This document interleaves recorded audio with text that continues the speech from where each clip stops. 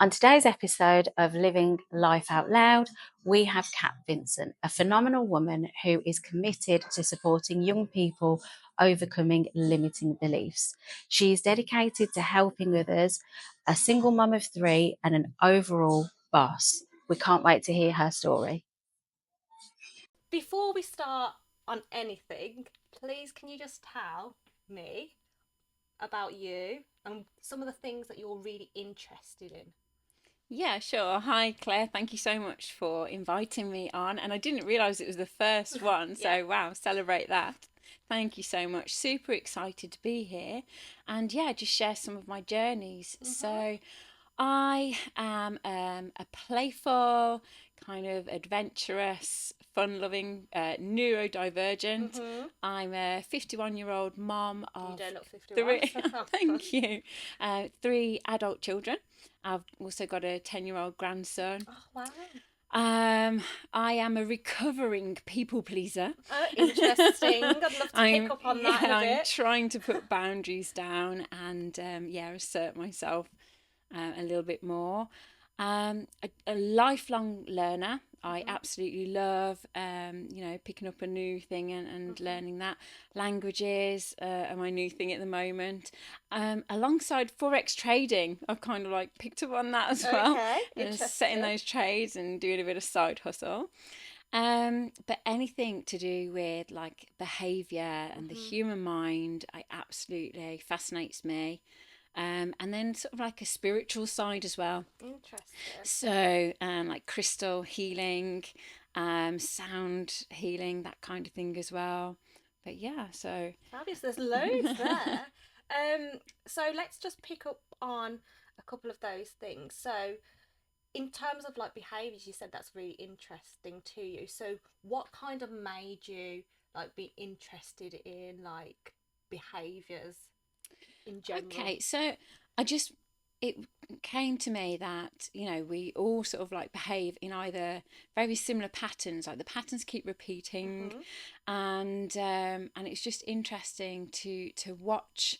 Once you see something, you can't then unsee it, Interesting. and it's just like noticing that we behave in certain ways due to like the environment we're in, or I mean my behavior changes with like days of the week and the sort of time of year as well. Oh yeah, I know a lot of definitely. people are like affected in the winter months, and I'm sure in a previous life I should have been a bear and Yeah, hibernated. hibernating away. Yeah, definitely. But yeah, it just noticing sort of those patterns that we do, and I wanted to sort of dive deeper and notice like why we're doing that. So what controls our behavior? So you were diagnosed with ADHD ADHD. later on I was, in yeah, I was life, and do literally you think just that kind of linked to what you was talking about in regards to yeah, behaviors and absolutely. patterns? Yeah, understanding, yourself really helps to sort of like as you're going along in your journey, and why I was doing certain things and going back to those repeating patterns as well of like behavior, like constantly, why am I doing this? Or why do I keep making the wrong Yeah. decisions and making mistakes? And like you want to learn from that. So yeah, I went along to the GP, although it took a whole year to That's, book I mean, the that doesn't appointment. surprise me at all. I know some people who have, even younger, children who, like, in the situation of school systems and stuff like that, and it takes them a Yeah, long time to yeah, kind of get any proper support or diagnosis. So absolutely. it's a year's a long It's time. challenging. It took me a year just to pick up the phone and make a successful phone call to the doctors, because I don't know what your doctors is Yeah, like, but a lot of surgeries you have to call at a specific time, yeah, and that's not great for people like and me.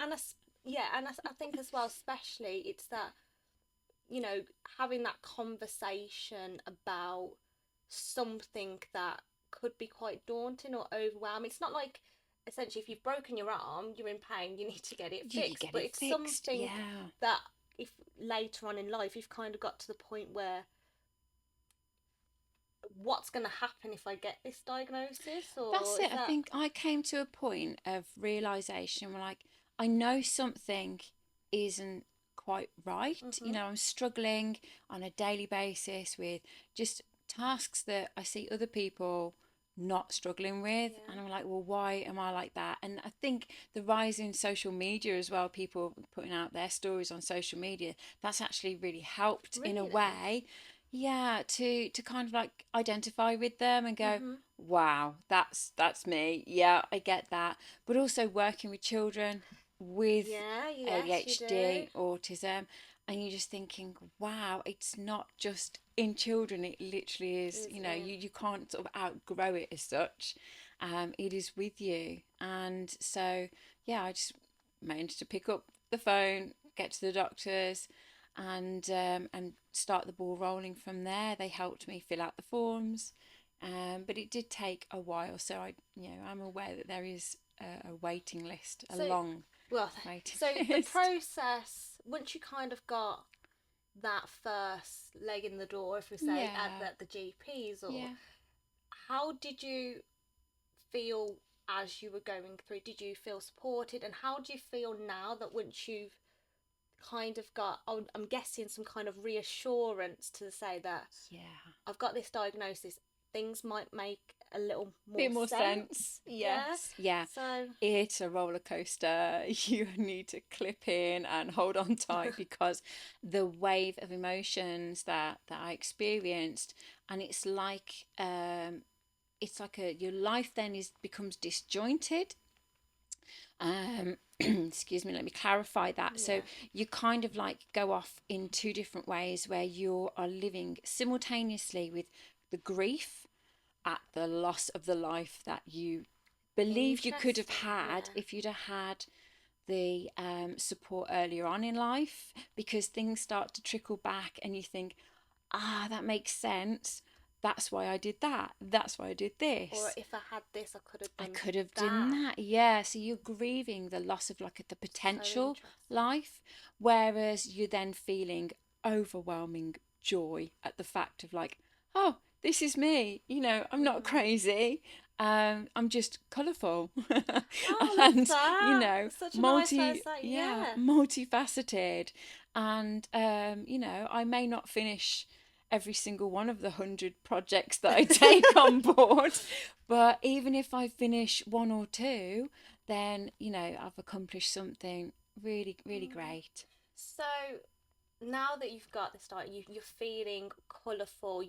I'm guessing you're really kind of in yourself now, so you're very self-aware. You know what to do, what challenges, and how to deal with certain things. And how would you kind of, what advice would you potentially give to maybe other women that might be unable to pick up the phone to their GP, or they're, I don't know, worried about having to have to grieve for their Yeah. how many years that, those people are kind of exploring um, whether ADHD or maybe another type of diagnosis is something that kind of meets them.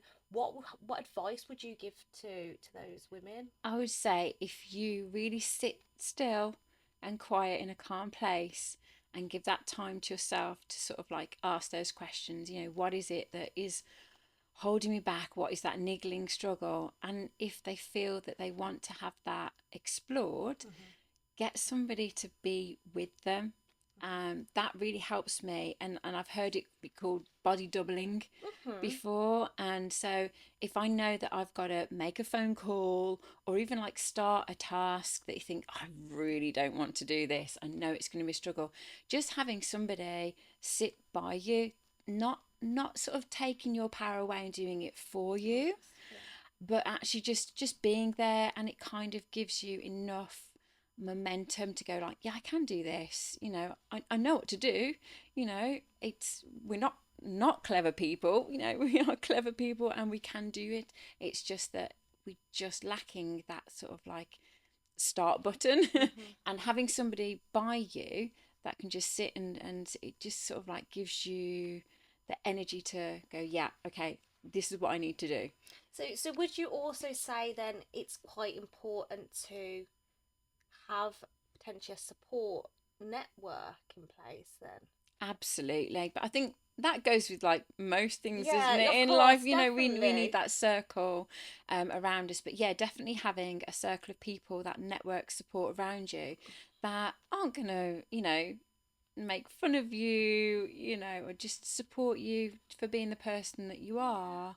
And like I say, you don't want people in your circle that are going to take over and do things for you. Yeah. You Yeah. know, you need to explain to them, look, I'm having difficulty doing XYZ. I know for me, it's things like daily tasks. It's the Yeah. boring, mundane tasks Well, yeah. of, That makes sense. Yeah. I get that. where my bedroom can go from looking like a show home to a student's flat. Sorry, students out there. Not dissing any Yeah. students who might be watching. You have to force the door open to climb Yeah. over the mountain of unfolded clothes that happen to be on the floor and not in the wardrobe. And I know people might think, well, I'm a bit messy from time to time, Mm. or I can't, I don't want to do the washing up every day. But it's when it's a daily occurrence and it really, it's an extreme, Yeah. where you really are struggling to sort of break through that cycle. Just having those people around you that understand and don't judge you. I think that's what I would say could be the most important, um, is that lack of judgment, because I think with if you're, for example, if you've gone throughout your life doing things the way that you've always done them, or you've become maybe more independent as a woman, but you're experiencing that there's possibly something that just might not be doesn't make sense at the Yeah. moment. And I think a lot of the time is the problem why we don't even pick up the phone for the GP or even reach out for support is because we potentially don't want to be judged. And I think having that support network of whoever that is around you, and them, and I don't mean the word acceptance, but that's the kind of route that I'm going. But I think by having that and allowing you to be you and not judging you, I think that's the most powerful thing as Yeah, well. absolutely. And I think we are our hardest critics. Like, Oh, we judge totally. ourselves, so we don't need to have other people doing that as Yeah. well. And yeah, when you have that acceptance for me, the diagnosis allowed me Mm-hmm. to accept myself Brilliant. as Oh. I am.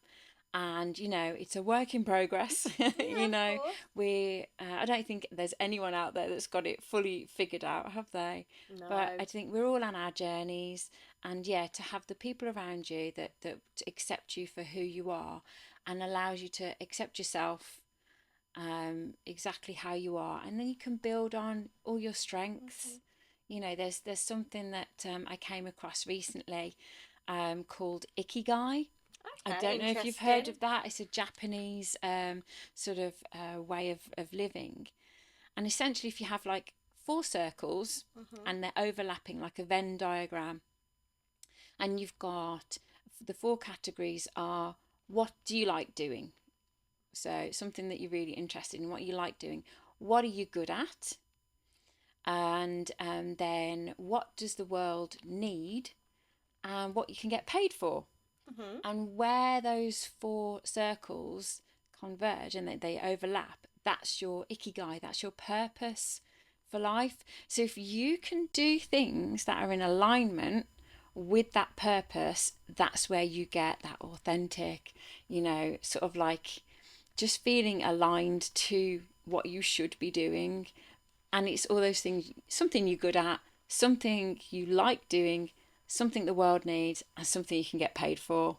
That's the kind of job that we should be doing. Do you know, I'm just sitting here thinking I can pick so many things into that category, but do you know, it's.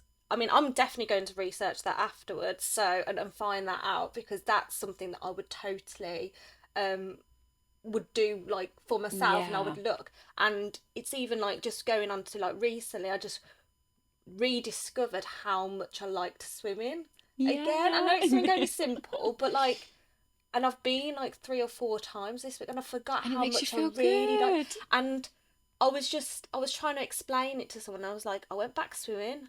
I just did a few lengths. I was absolutely out of my head. I couldn't breathe at the end of it. But I remembered that it wasn't swimming for the fitness. It wasn't swimming for mental health or anything like that, or just to calm down, or just to avoid, washing up in the house or Yes. whatever. I just went in, and it was so calming, and it was just, when you just feel like in your right Yeah. space at the right Yeah. time. And hopefully, I mean, I'm not a great swimmer, so I don't think I'll get paid for it. So I don't know if I can put that in that category. But I think by really identifying your, I would say, drivers in life, Yeah. whether that's something that's Yeah. calming, something that you really like to do, something that you is quite purposeful, is really helpful for you to kind of become that authentic person. And it really sounds like that you've been on that journey, getting your diagnosis, looking at you as yourself, and now you're going into your crystal healing. Which, how long ago did you Absolutely. start that? So I've been interested in crystals for many, many years. Anything sparkly, basically. Okay. Diamonds, Yeah. gold. But yeah, and obviously everything is energy, Yes, it is. Yeah. and everything vibrates at its own certain frequency. And so I've just been learning that the different crystals have a different vibration. Some crystals need other crystals for cleansing, or you can cleanse them with sunlight, putting them in moonlight or in certain water. Um, but just having the crystals there can help you to like align and balance, and just either some crystals will do sort of like energizing effects on you, others will have calming effects, but it's all about that like energy and magnetism, drawing in the positivity and then protecting you from the negativity. So I know one of my favorite ones is black tourmaline, Okay. and that protects against like negative energy. And you know what? It might even not be, I know it's not science backed, but even if it's not particularly sort of authentically science backed, it works. It does work. Whether that's a placebo effect going on there, you can't sort of step away from the fact that it is energy, and it Well, has that healing effect. yeah, I think it's not. I think understandable in terms of like, it might not be science fact, but at the same time, we are all energy. Yeah, We are, and things that are natural do affect us. The sun affects us. Water affects us. The certainly. weather Yeah. affects us. If you were, I mean, I'm somebody that really, I can feel people's energies really, really Yeah. strongly. And sometimes it's really overpowering because people have said that I'm like an empath. Like that's just the way and I can avoid someone quite, Yes. straight away. And it's just they might not even said anything. But, at the end of the day, it's something that if you believe in it, if you think that it really helps you, and, natural things Yeah, they've got are to help, they've haven't got to they? help. We're not, you know, we wouldn't be around for this amount of time if we were, like science is only like Yeah, medication. It's only been in the absolutely. last how many years. So there's got to be some kind of, you know, Yeah, actual. and it's going back to the frequencies, isn't it? You Yeah. know, the energy vibrating at certain frequencies. I also like sound healing as well, with the I've heard Tibetan that. Yeah, I singing like that. bowls. Yeah. You know, I recently went to Nepal, Oh, did and you? yeah, so I went because I wanted to spend time with the Tibetan monks in the monasteries doing meditation, and I just found myself booking on this 2 week teaching Go for it. experience. So I actually went out there to teach primary school age children English, but then in the evenings and at the weekends I had spare time where I could then visit the monasteries, and I picked up a sound bowl from there, and some tips on meditation. I visited the World Peace Pagoda, and which is up a very high mountain. Well, it's the foothills of the Himalayas, isn't it? Yeah. So I mean, I didn't need to get my snow boots on or anything like that. It wasn't that high, but There's yeah, a it few was, stops in there between, was was. there? Yeah. Yeah, it was quite grueling to get there, but it was well worth it. So, like, obviously, it can have so many holistic benefits for anyone, but obviously, we have a focus on women, and how do you think somebody who how do you think they could benefit if there was like an introductory kind of route into either crystal healing or And what meditation, yeah. what do you think would be your advice that you could give to women? I mean, it's just been after Christmas, it's Yeah. January, everybody wants to go back to bed, we don't have any money. Yeah. So So you maybe need some energy. yeah. I would say get yourself along to a crystal shop, or there's so many like craft fairs. We can Yeah. support the small local businesses. But yeah, get along and then just be drawn to a certain crystal. It really is that easy. simple. It really is. You are like a magnet to that crystal, and you will just be drawn. So even I know, like a lot of places I go to buy my crystals, there'll be a collection of different stones, different shapes, sizes. So the one I recently bought was malachite, which is a beautiful green stone, good for sort of attracting money, but just all round good health. And there were about 6 or 7 different shapes and sizes.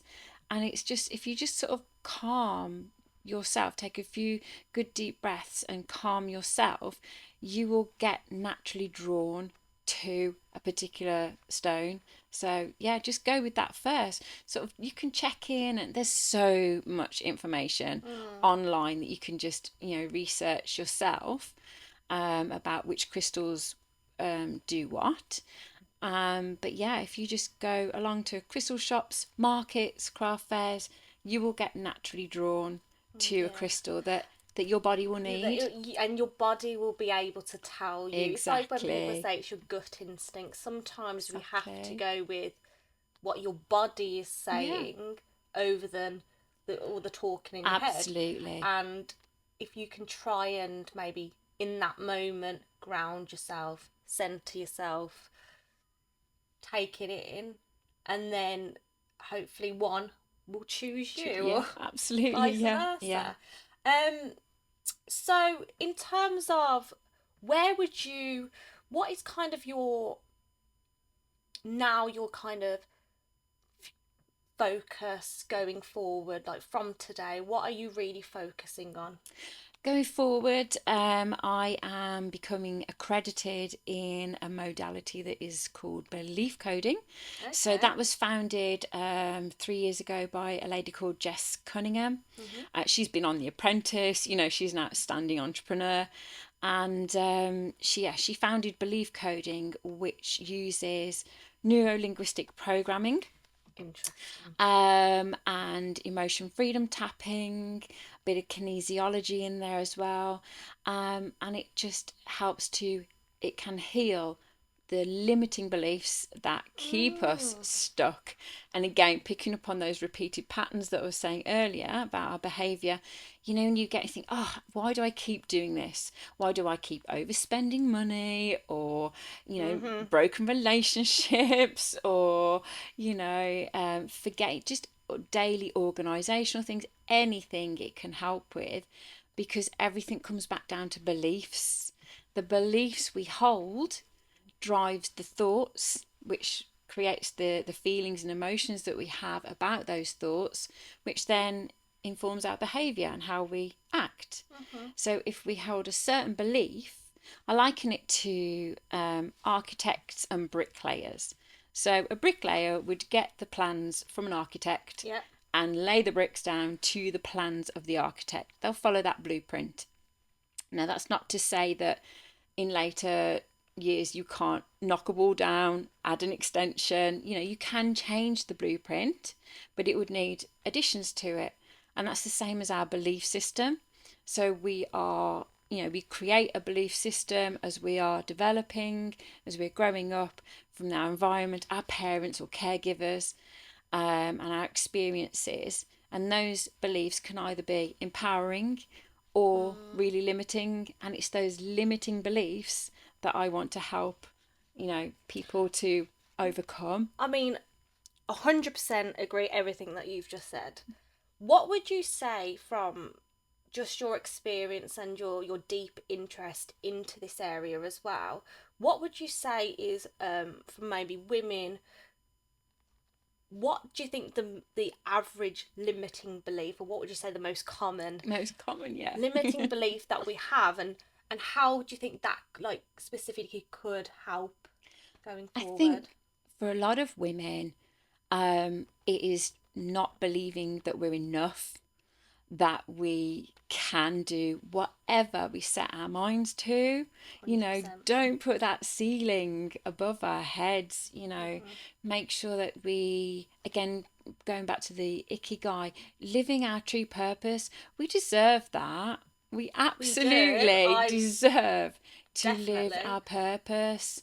And as your podcast says, live life out loud. It's just, why not be that person who's just unapologetically living their life the most colourful way they can. Yeah. And if that's, can be helped by empowering the belief system that you have, why not do that? We owe it to ourselves, because, don't you find that when women get together, they are like, magical things happen, don't they? They do. Absolutely can change massive things in the world. And I just think if a group of women can get together and support each other in that sisterhood, it's it can only be right. Yeah, I don't know. Only make good things. Exactly when you've just talked about that is something that, I mean, in my day-to-day job, I speak to a lot of women let's say from a career point of view, and I focus on leadership and management, and a lot of my the people that I work with are usually probably in their early 30s or late 20s, and maybe a bit older, and a lot of the thing that's stopping them from doing the thing that they want to do, so for example their career journey or their next level that they want to, whether that's leadership or management, or want to go down a different route, they have these limitations that they 100% believe in themselves. And most of my job isn't just about, okay, can they pass this particular course, or can they learn this particular area. It's actually providing them with the confidence and the support to actually recognise that their belief is just theirs. Yeah. And they have the capability to go from X, Y, and Z, or A to B, but they just don't believe it in themselves. Absolutely. Because of a variety of different reasons, Yeah. whether it's something that they've grown up with, or their current culture that they're working in at that time, or whether it's just a personal belief for them. But a lot of the time, I would say that limitations specifically for women, I think we have so many of them, and they'll look different to loads of different people, but I do think a lot of that time is just really kind of understanding that ceiling isn't just above your head.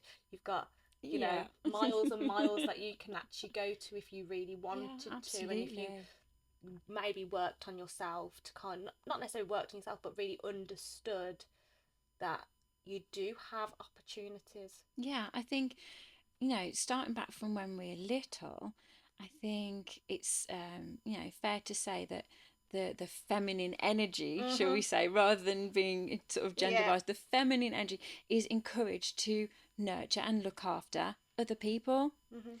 But I think it's really important to make sure that we're also instilling at a young age where you can't look after other people if you don't look after yourself. Agree, So 100%. fill your cup up first, and Yeah. then once your cup's overflowing, then you can I go love out that. and, help others to fill their cups up too. That is, I You think that's a know? really good way of putting that. Yeah, and Yeah. and again that acceptance. We Mm. are allowed to do that. You're not selfish if you put yourself first. I know. You can be a better person to your friends, families, children, loved ones, partners, work colleagues, if you just take that time without the guilt, because we do like to carry around We do. huge bags of Yeah, guilt, we do.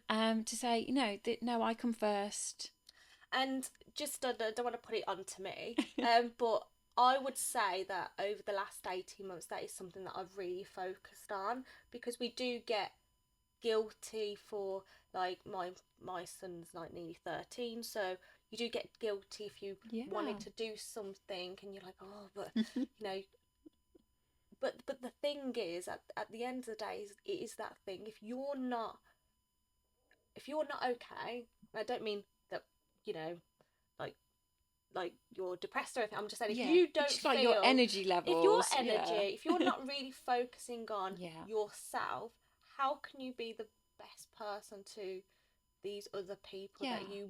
you may be wanting to, lead by example, or Yeah. you really want to support? You have to think sometimes about yourself first, and it's not necessarily being selfish, but it's about being the best version of you for other people Absolutely. in the right environment.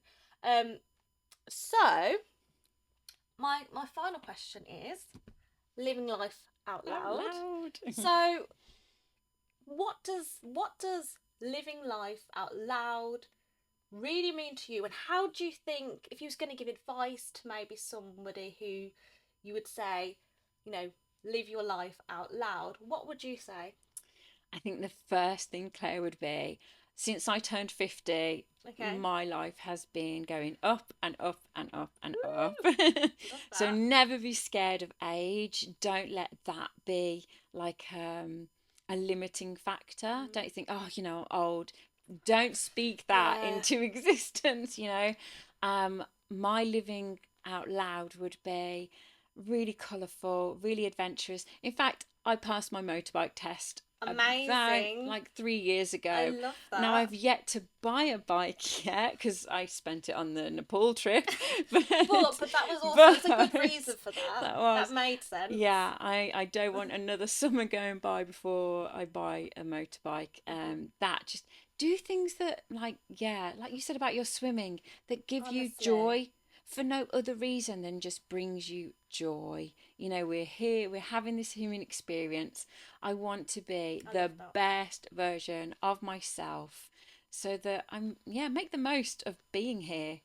I want to travel more. I love languages, so at the moment I'm learning Spanish. Amazing. I taught myself Italian during lockdown. Well done. Well done. So yeah, I would like to use that. I'd like to travel for like extended periods of time, so I can use that language more, and I don't know, just discover more about me and how I can then help others. Yeah, and I think just what you're saying is you are definitely fulfilling that colourful lifestyle, don't you think? Like, you are really enriching yourself. Like I don't, and like you're beaming as you talk about it, which is just so nice to see, isn't it? I'd love a Lamborghini, or I'd love a why penthouse in New York, but I don't actually need those things to be happy. I like that. I agree. Don't need those things to be happy. And when you are happy, you just, I get people at work saying, "Oh, you're really bouncy today. You're really Tigger,"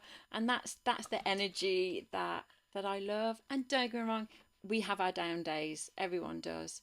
But yeah, when you find your purpose and you live your life you know, the way it should be, you get that energy and that glow about you, and you just Brilliant. I love that. I love everything you. that you've said. So well done. So thank you for joining today. Thank you so I would like much. to have you back again in the future. That'd be We can probably amazing. explore some of the other things. I would like to hear if you've actually bought your Bought your motorbike, motorbike, and then yeah. if we're still going with that, or you've gone to Italy. But thank you so much for today. Thank you so much, Claire. It's been a pleasure.